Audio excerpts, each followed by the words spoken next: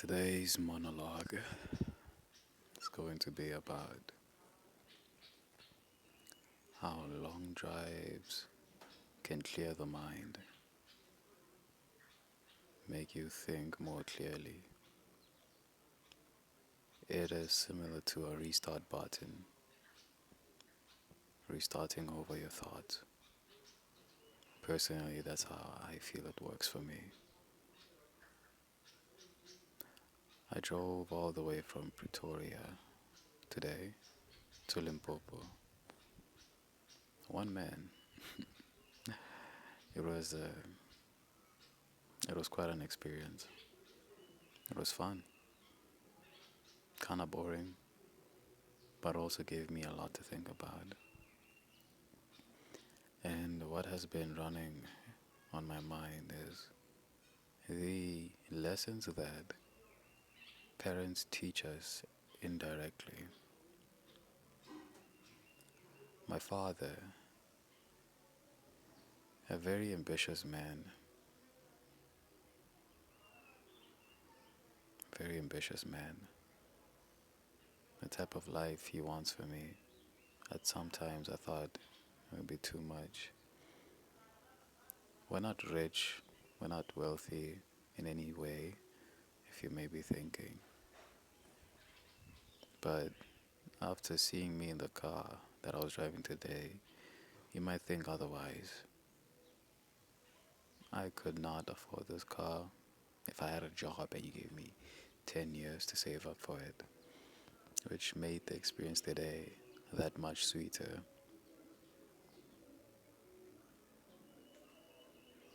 I got to see a lot of places. I think places that people do see every day, but they don't really look at them with the detailed eyes I was looking at them with today. I've driven a lot of cars.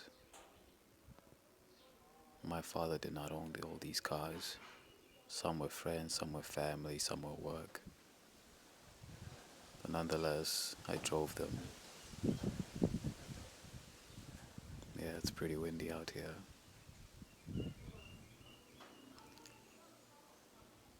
And doing so, I've always had this skill of being able to envision a type of lifestyle with whatever it is the car I'm driving. I can visualize it, I can form a whole story how it would be driving this car at 30, what other nice things I would have. And I did that today. And I realized that as beautiful as this car was, as fun to drive as this car was, as comfortable as it was, I don't think it fulfills my life any better than the guy who's driving a smaller, say, Fiesta, Ford Fiesta. Mine just looks nicer, but I don't think I am any more fulfilled than he is.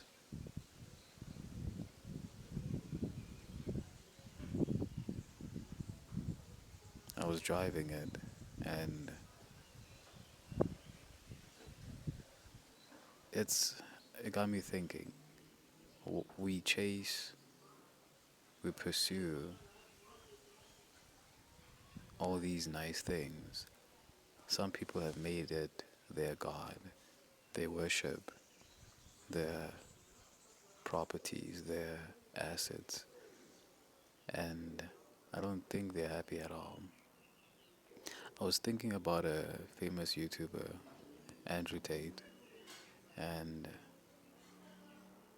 I do believe that there is some, he does feel a bit of fulfillment when he lectures young men on dating, how to move about as a guy in the world.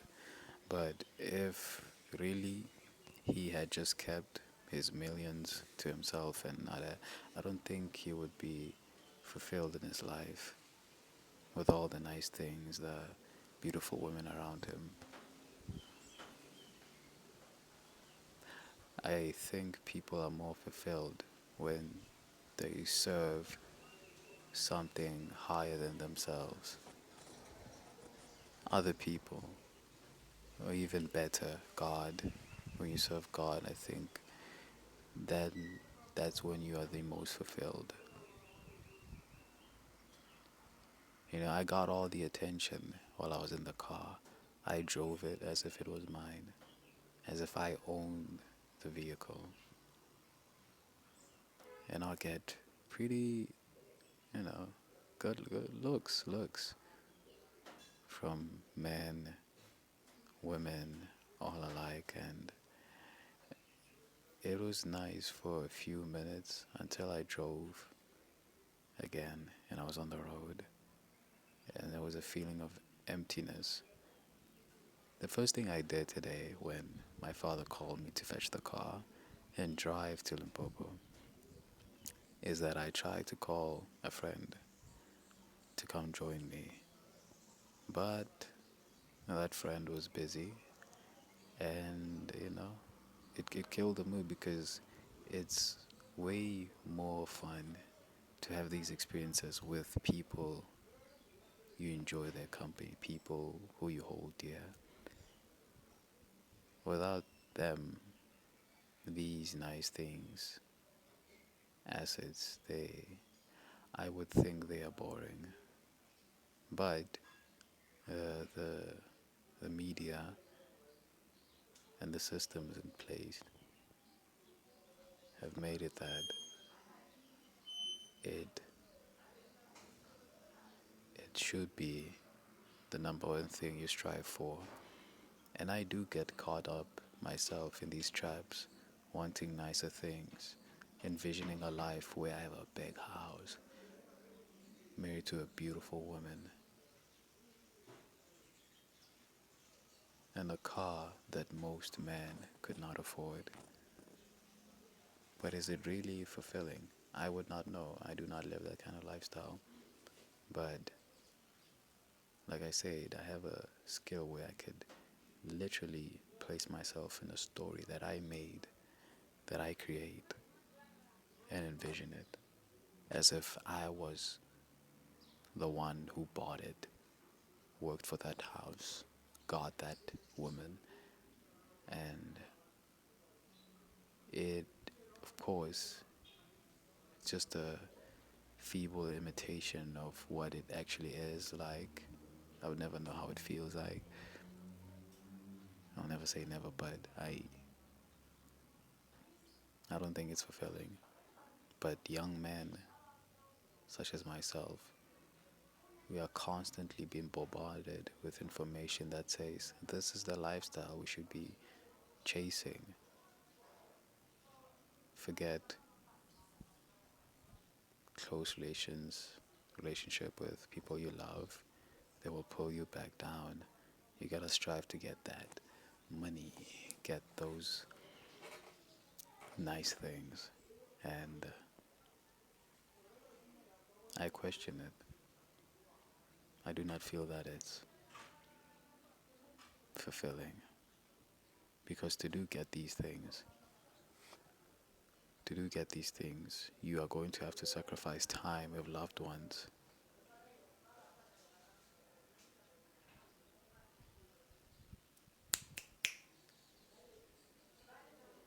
And I don't know if that is worth it.